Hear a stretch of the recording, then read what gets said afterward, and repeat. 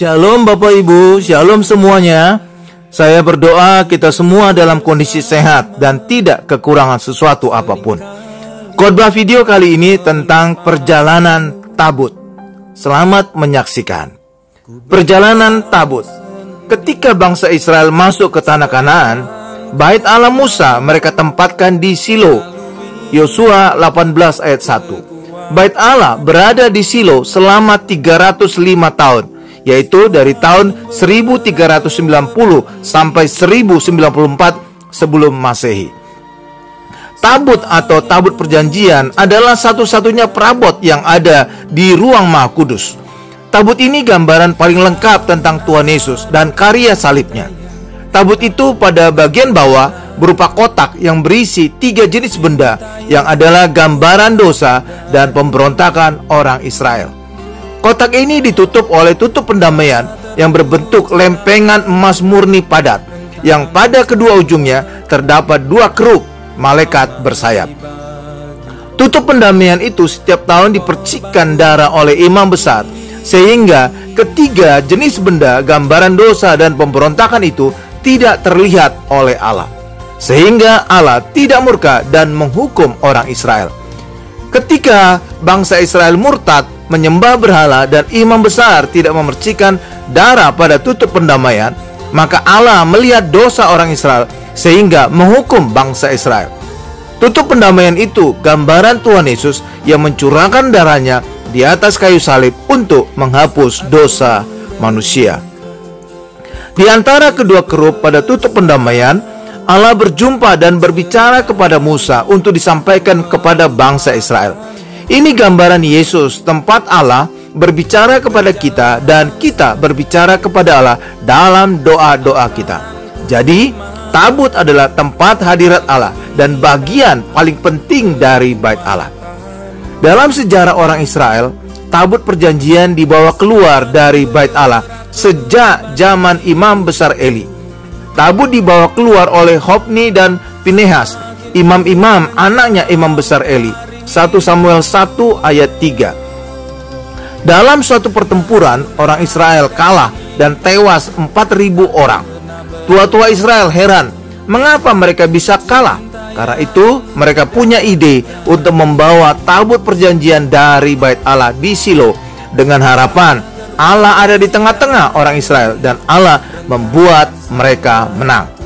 Yang terjadi sebaliknya, bangsa Israel kalah dan mati 30.000 orang, jauh lebih banyak dari yang mati sebelumnya, yaitu 4.000 orang. Saat pertempuran itu, bangsa Israel berkemah di Ebenezer, sedangkan orang Filistin berkemah di Afek. Orang Filistin sempat ketakutan ketika tabut perjanjian sudah di perkemahan orang Israel, karena mereka telah mendengar Allah Israel Maha Dahsyat yang telah menghajar orang Mesir dengan berbagai tulah. Tetapi orang Filistin menguatkan hati mereka agar mereka tidak kalah dan menjadi budak orang Israel.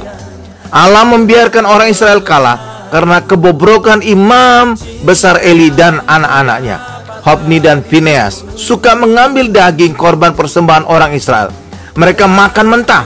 Ini gambaran orang Kristen yang tidak mengimani karya salib Yesus. Di atas kayu salib, Tuhan Yesus dibakar oleh murka Allah atas dosa-dosa yang ditanggung oleh Yesus. Sejak Paskah di Mesir, orang Israel harus memakan daging yang sudah dibakar. Selain suka mengambil daging korban persembahan orang Israel, Hofni dan Finehas juga suka berzina dengan wanita-wanita yang melayani di bait Allah. Imam besar Eli telah mendengar dari banyak orang Israel tentang dosa anak-anaknya, tetapi Imam Eli tidak memarahi anaknya, dan anak-anaknya pun tidak mendengarkan perkataan Imam Eli. Allah sudah berencana mematikan Imam Eli dan anak-anaknya. Allah telah mengutuk keluarga Eli. Aku akan mematahkan tangan kekuatanmu dan tangan kekuatan kaummu, sehingga tidak ada seorang kakek dalam keluargamu. 1 Samuel 2 ayat 31. Ini terbukti cucu Imam Eli lahir setelah ia mati. Keluargamu akan mati oleh pedang lawan.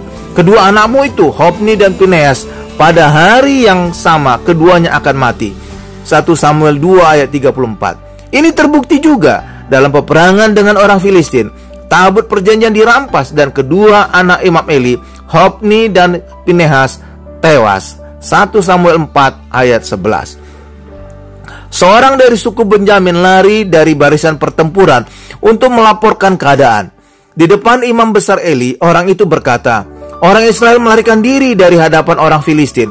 Kekalahan yang besar telah diderita oleh rakyat. Lagi pula kedua anakmu, Hofni dan Pinehas, telah tewas dan tabut Allah sudah dirampas."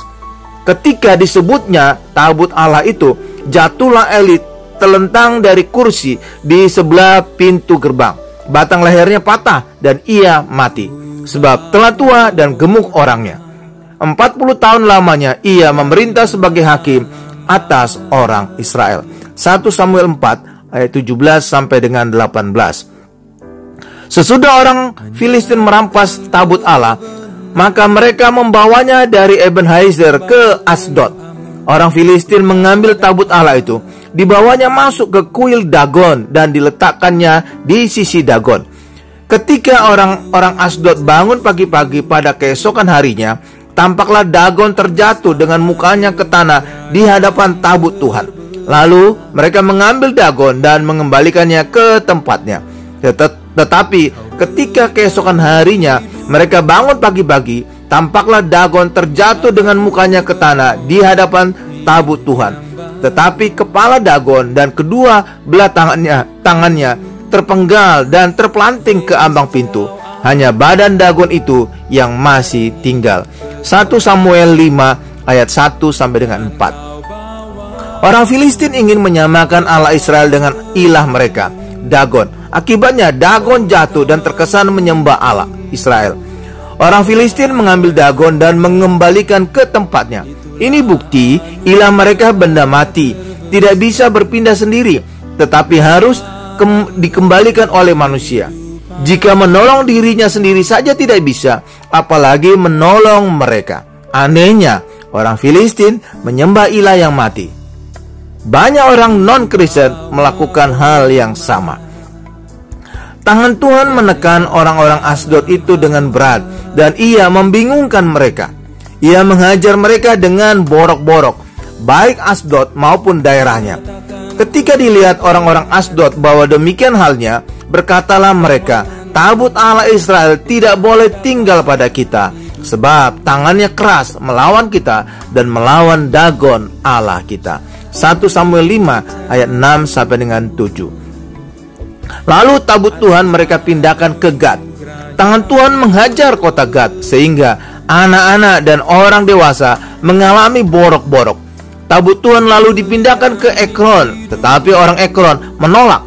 Orang Filistin yang ketakutan akhirnya memutuskan untuk mengembalikan tabut Tuhan ke Israel. Tabut perjanjian selama 7 bulan ada di daerah orang Filistin. 1 Samuel 6 ayat 1. Ketika tabut Tuhan tiba di Bet-Semes, orang Israel, tempat orang Lewi, mereka melakukan kesalahan yang besar.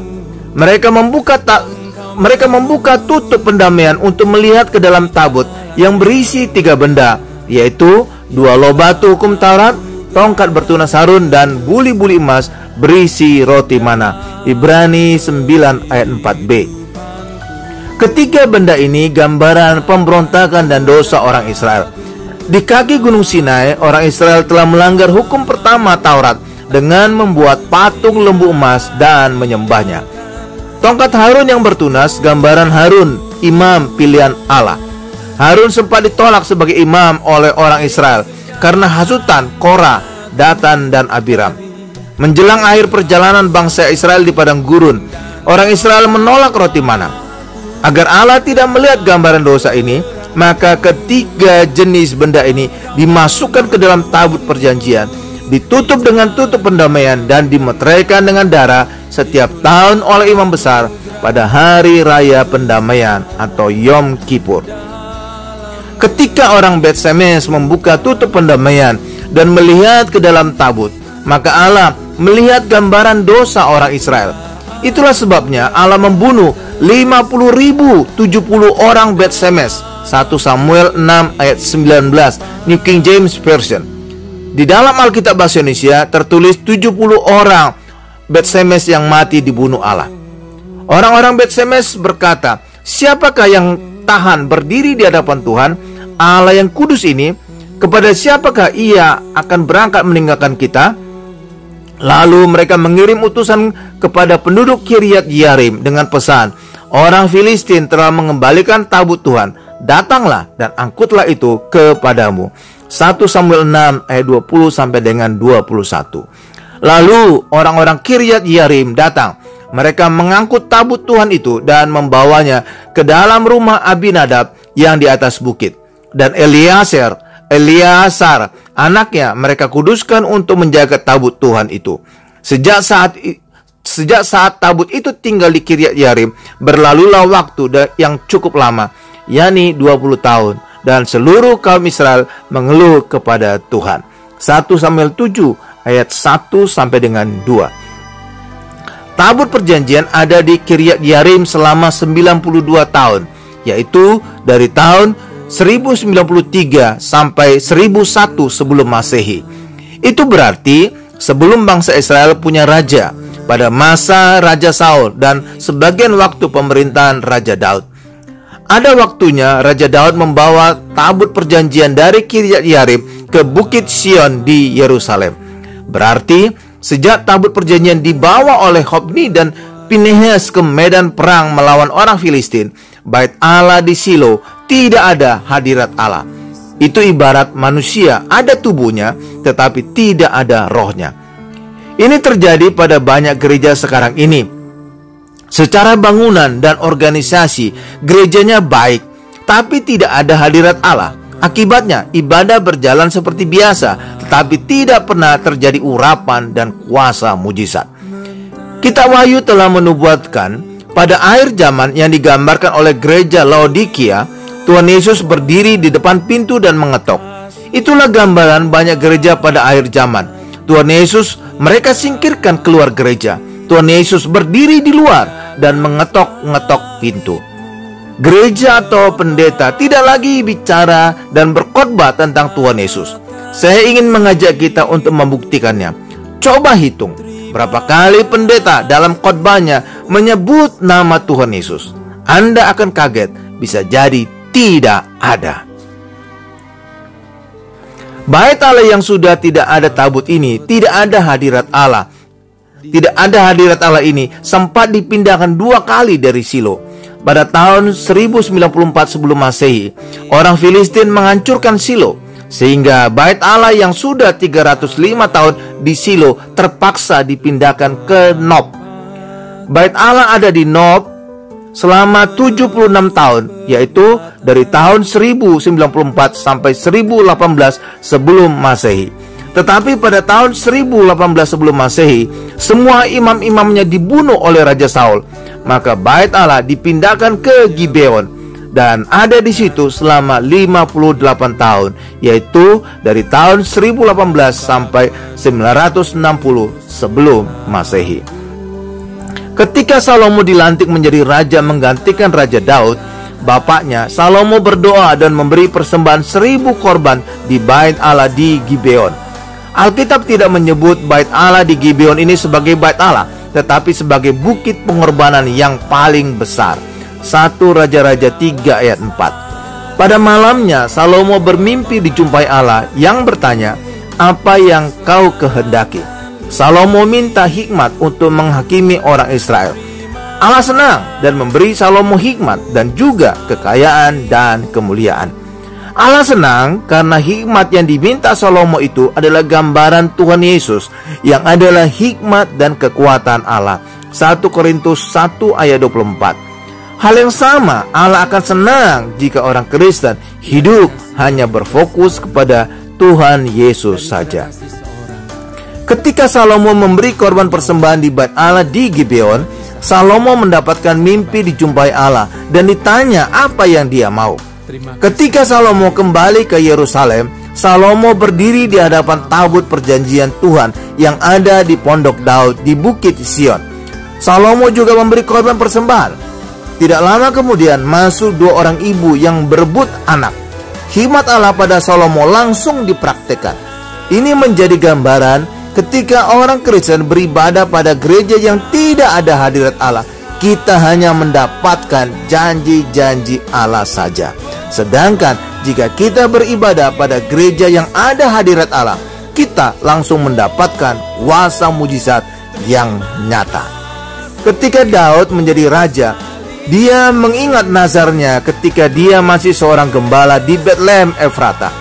Sesungguhnya aku tidak akan masuk ke dalam kemah kediamanku, tidak akan berbaring di ranjang petiduranku. Sesungguhnya aku tidak akan membiarkan mataku tidur atau membiarkan kelopak mataku terlelap sampai aku mendapat tempat untuk Tuhan, kediaman untuk Yang Maha Kuat dari Yakub. Memang kita telah mendengar tentang itu di Efrata, telah mendapatnya di padang Yar. Mari kita pergi ke kediamannya, sujud menyembah pada tumpuan kakinya. Bangunlah ya Tuhan, dan pergilah ke tempat perhentianmu, engkau serta tabut kekuatanmu. Mazmur 132 ayat 3 sampai dengan 8. Itulah sebabnya suatu hari Daud datang ke Kiryat Yearim untuk membawa tabut perjanjian ke Bukit Sion di Yerusalem, tempat yang telah dipilih Tuhan untuk menjadi tempat kediamannya selama-lamanya. Daud mengumpulkan pula semua orang pilihan di antara orang Israel, 30.000 orang banyaknya. Kemudian bersiaplah Daud, lalu berjalan dari Baale Yehuda dengan seluruh rakyat yang menyertainya untuk mengangkut dari sana tabut Allah yang disebut dengan nama Tuhan semesta alam yang bertata di atas kerubin. Mereka menaikkan tabut Allah itu ke dalam kereta yang baru setelah mengangkatnya dari rumah Abinadab yang di atas bukit. Lalu Uza dan Ahio, anak-anak Abinadab, mengantarkan kereta itu. Uza berjalan di samping tabut Allah itu, sedangkan Ahio berjalan di depan tabut itu. Daud dan seluruh kaum Israel menari-nari di hadapan Tuhan dengan sekuat tenaga, diiringi nyanyian, kecapi, gambus, rebana, kelentung, dan ceracap.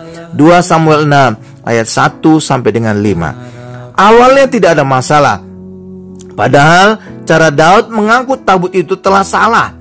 Sejak zaman Musa, tabut perjanjian harus selalu dipikul oleh imam-imam, bukan dibawa oleh kereta yang ditarik oleh lembu.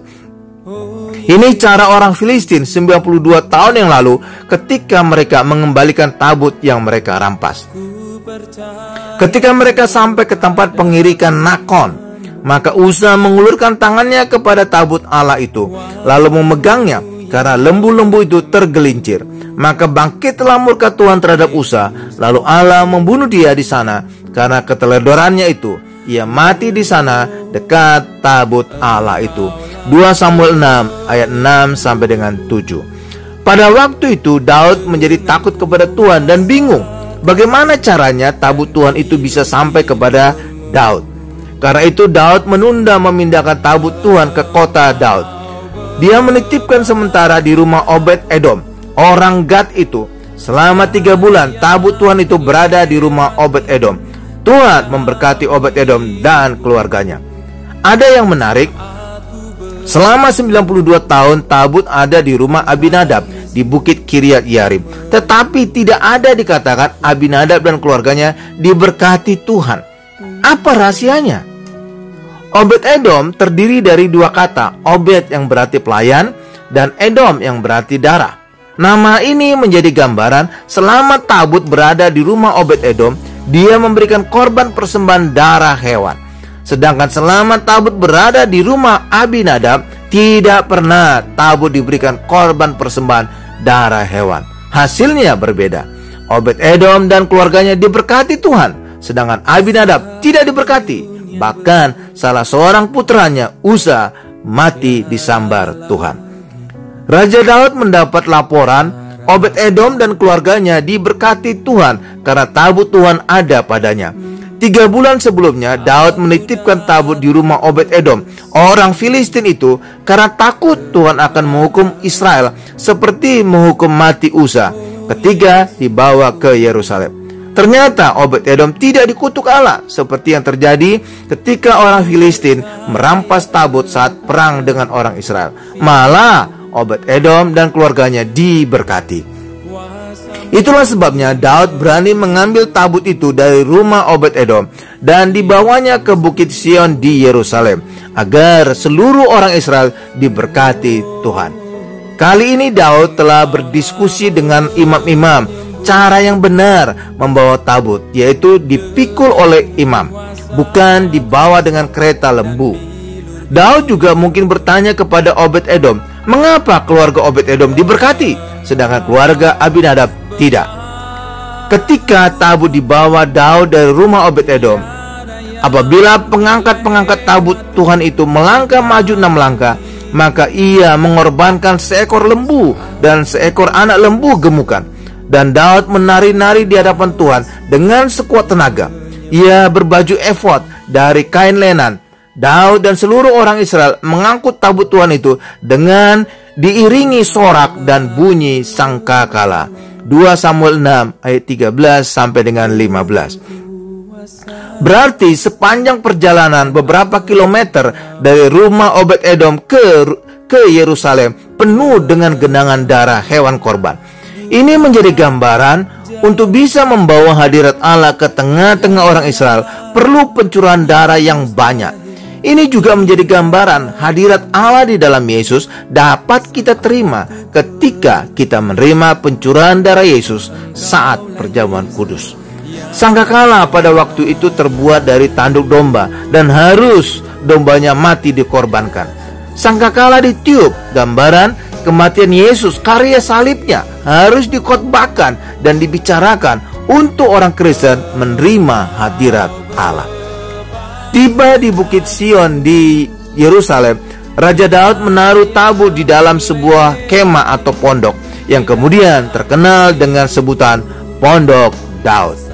Sebagaimana tabut dibawa Daud ke Yerusalem dengan iringan, sorak dan alat-alat musik, maka ibadah yang diadakan di Pondok Daud juga penuh dengan bunyi sangkakala, gambus dan kecapi. Ini menjadi ciri Pondok Daud dibandingkan dengan Bait Allah Musa. Selain ciri pujian dan penyembahan, ciri lain adalah semua orang Israel bisa datang ke hadirat Allah. Sedangkan pada Bait Allah Musa dan Bait Allah Salomo, hanya imam besar keturunan Harun dari suku Lewi yang bisa datang ke hadirat Allah di ruang Maha Kudus. Itu pun sekali setahun pada hari raya pendamaian. Daud dari suku Yehuda sehingga tidak mungkin datang ke hadirat Allah. Daud pintar, maka ia buat hadirat Allah yang datang kepadanya. Tuhan rupanya berkenan dengan Pondok Daud sehingga menubuatkan akan memulihkan Pondok Daud pada akhir zaman sehingga semua bangsa bisa datang ke hadirat Allah. Kisah Para Rasul 15 ayat 16 sampai dengan 17. Sekarang ini telah terjadi. Banyak gereja telah penuh dengan sorak-sorai dan full band. Semua orang bisa datang ke hadirat Allah di dalam Tuhan Yesus. Daud melekat di hatinya Allah. Banyak orang berkata itu karena Daud cepat bertobat dari dosa-dosanya. Ada juga yang berkata karena Daud suka memuji dan menyembah Tuhan. Jawaban yang benar adalah karena Daud membawa tabut perjanjian ke tengah-tengah orang Israel.